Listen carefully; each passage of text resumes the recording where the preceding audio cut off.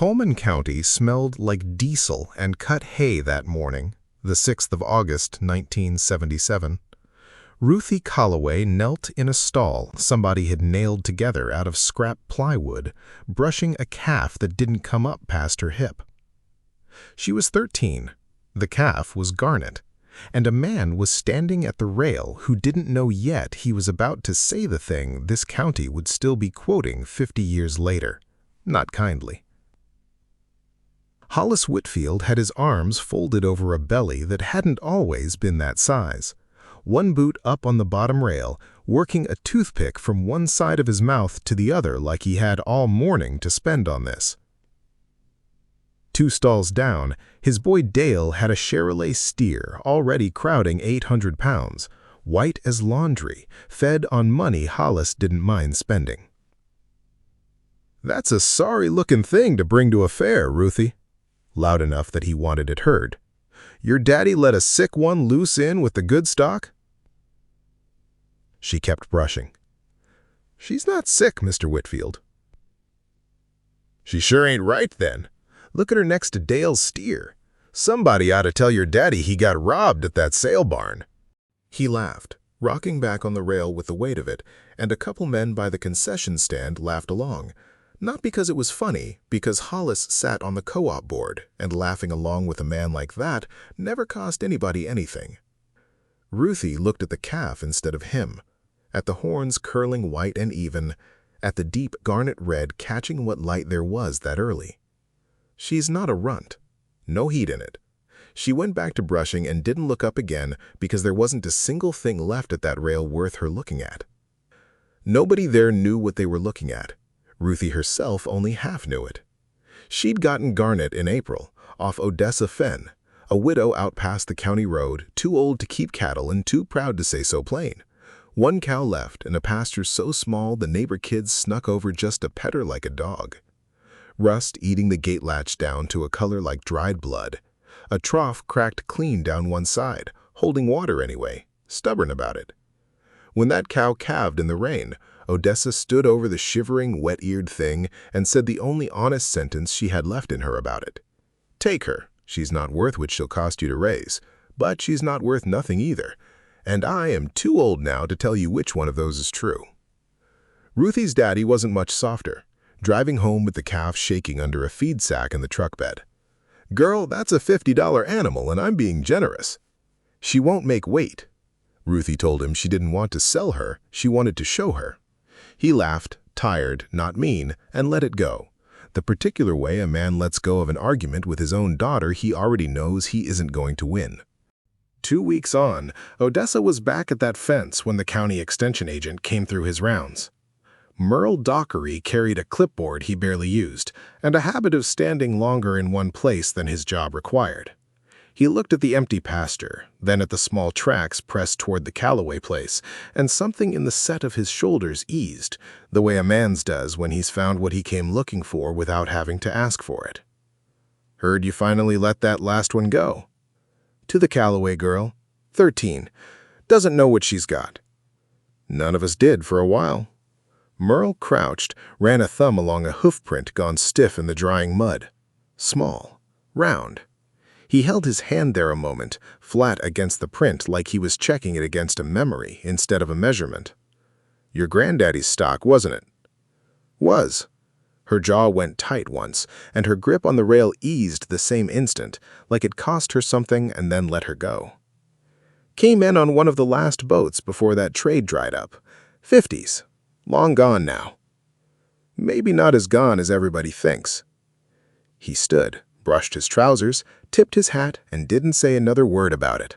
Walked back to his truck like a man closing a door quiet enough that nobody in the next room hears it shut. Odessa stayed at that fence a long time after his taillights cleared the rise, her hands still where they'd been, like letting go of the rail meant letting go of something else too. Some things you don't hand out until somebody's proved they're ready to carry them. All that spring, the question sat there, underneath everything, unspoken.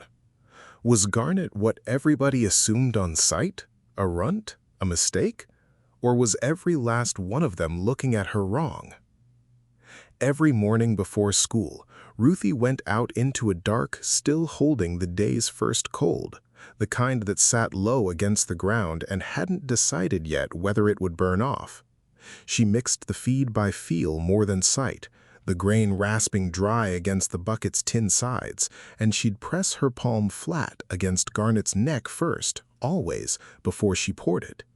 Some mornings just to feel the animal was still breathing steady under her hand, and some mornings, if she was honest with herself, to feel something steady at all before the day got hold of her. Garnet leaned into that hand every time, never pulled away, never crowded her either, just leaned, the particular patient weight of something that trusted the hand it knew. Ruthie walked her the fence line every evening after chores, rain or dry, all summer, mud pulling at her boots on the wet nights like it didn't want to let her go either. Garnet grew, steady, solid, every way an animal's supposed to grow. She just never grew tall. In June, Ruthie rode her bicycle out to Odessa's with a jar of her mother's fig preserves rattling in the basket, something she'd started doing most weeks without deciding to. She found the old woman on the porch step working a hand cultivator loose of rust with a rag gone black at one corner. "She's not growing like the others." Ruthie set the jar down between them. "I measure her every week. Same number, near enough." "Wouldn't expect different. That's not what she's for." "Then what's she for?" Odessa didn't answer right off. She turned the cultivator over once, twice, working the rag into the joint where the rust had gone deepest, the metal getting up its color in dull orange flakes onto her knuckles, the same dried blood color as the gate latch behind her. When she finally looked up, she looked past Ruthie, out at the pasture, and let the empty ground sit there between them before she said the rest of it. "Same thing my granddaddy's cattle were for before this county forgot what they even looked like. Being exactly what they are. Nothing more asked of them than that." She set the tool down flat on the step beside her, rust flakes still caught in the creases of her hand, and didn't brush them off. "Everybody at that fair is going to ask more of her than that anyway. People always do." A pause long enough that Ruthie felt it settle. "Don't you ask it of her too?" Ruthie didn't understand that last part yet. Wouldn't, for years. She rode home before supper, the empty jar knocking once against the basket wire over the cattle guard, and didn't mention to her daddy where she'd been. The first May meeting, Ruthie brought Garnet's numbers on a scrap of notebook paper, height and weight both, filled out proper the way Miss Denny had shown them. Sherry Aldrich leaned over her shoulder, read it upside down, and didn't bother hiding her face doing it. "That's not going to place against anything, Ruthie, not even close." "Maybe not." Ruthie folded the paper back into her pocket. Sherry let it go that day, but 3 weeks later she brought her folding chair over uninvited, close enough that her knee nearly touched Ruthie's, working a hole in her jeans with one finger, pulling a thread loose, winding it, pulling it loose again, while she talked like the conversation was about anything else. "My cousin had one built small like that once. Everybody said the same thing to her they're saying to you. Turned out fine, far as I know." Her fingers stilled on the thread. "Far as I know. Haven't asked in a while." It wasn't comfort exactly. It didn't fix anything, but it was the only thing anybody in that hall had said to Ruthie all spring that wasn't a verdict. By June, the rest of them quit asking. By July, Ruthie had quit expecting them to. Told herself it didn't matter. Some mornings, she nearly believed it. Late one July evening, her daddy found her at the fence, long after chores were done, hand flat on Garnet's neck, cicadas going loud in the mesquite behind them both. "Still feeding her by hand?" "Every morning." He nodded the way a man nods when he's decided something he's not going to say out loud, and went back to the house. Ruthie stayed at that fence till the light went all the way out of the sky. Fair morning, she loaded Garnet before the sun cleared the tree line, the trailer ramp cold enough to bite through her sock at the ankle. Garnet never balked, not once, all summer. By the time Hollis had said his piece and walked off pleased with himself, most of the barn had already turned its attention elsewhere. Sherry caught Ruthie's eye once, 2 stalls down, and didn't say anything. Just a small nod, the kind that costs a person nothing to give and doesn't ask anything back either. Ruthie kept brushing. The judge was Curtis Bone, 71, judging that fairground since before most of the parents at the rail were born. He walked the line slow, hands clasped behind him, saying nothing, the way he never did. At Garnet, he stopped. He went down on one knee, slow, the way a man's knees make him go down slow past a certain age, and ran a hand along her back, her shoulder, down the foreleg. Unhurried, the way he'd handle a horse he was seriously thinking about buying. "Whose animal?" "Mine, sir, Ruthie Calloway." "Where'd you come by her?" "Bought her off Odessa Flan, April." Curtis frowned at the coat, at the build, turning his head slightly like a man trying to place a tune he half remembered. For a moment, his hand stilled flat against her shoulder, and something in his face looked almost like the same verdict that the rest of the county had already reached. Small, correct in her own way maybe, but small.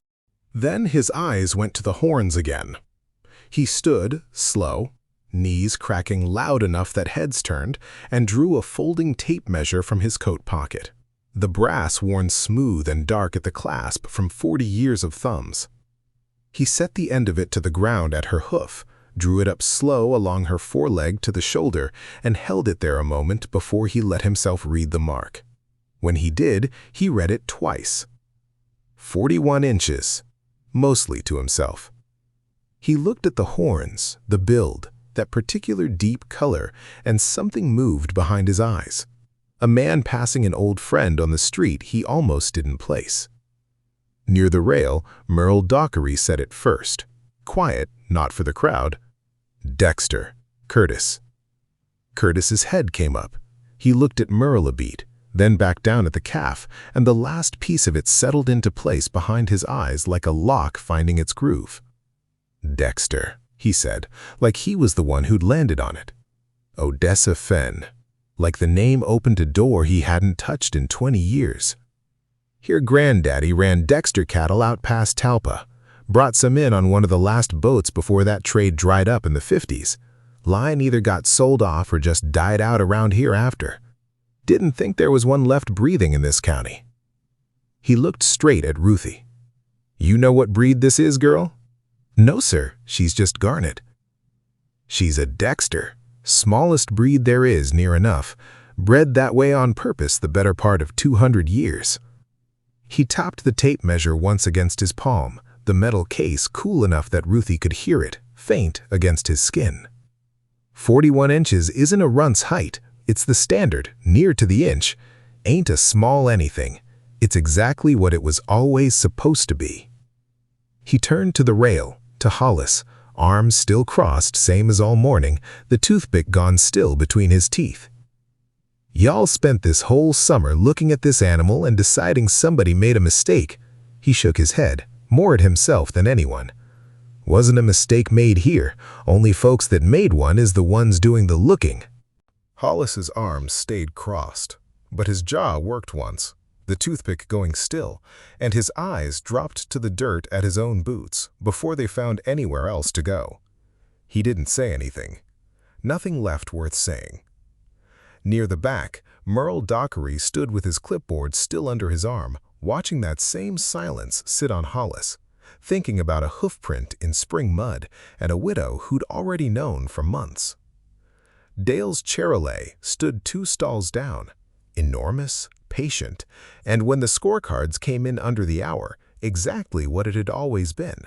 A good, correct, unremarkable animal. Placed second. Behind a heifer half its size, nobody in that barn had thought worth a second look that morning. Garnet took best in show. Sherry found her by the pen after, ribbon pinned crooked to the stall door. "Told you she wouldn't place." A beat. "I was wrong. Didn't want you hearing that second hand." Neither of them said anything else. A look passed between them that did the job words would have only gotten in the way of. Ruthie never said one word to Hollis Whitfield. Didn't need to. She led the calf back to her pen in the day's last light, That particular gold that comes low and sideways at a Texas fairground in August, catching the dust still hanging in the air from the day's foot traffic, so the whole aisle seemed to glow faint amber. She ran the brush along Garnet's shoulder once more. Slow, the same unhurried strokes she'd used every evening all summer, not because there was anyone left to prove anything to, but because the animal had earned the same care on the day she won as on every day nobody had been watching. Garnet leaned into it, same as always. Some things a hand learns not to change, win or lose. She let the whole county do its talking behind her back about the little red heifer nobody had understood. Odessa Fenn passed in 1984, having lived long enough to see a line she'd nearly let go extinct, standing strong in somebody else's pasture. The week before, Ruthie drove out to that fence one last time and found the latch rusted the same deep, dried blood orange it had always worn. Your granddaddy would have liked her.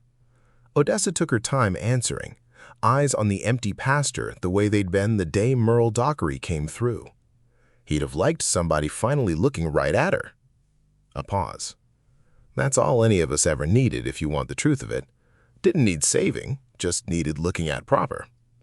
By then, Ruthie ran a dozen head of her own, every one bred back to Garnet, grazing the same rolling ground Odessa's grandfather's cattle once walked, before the breed nearly vanished from this county for good, before anybody left alive remembered what they'd even been looking at. Ruthie's daughter runs that herd now.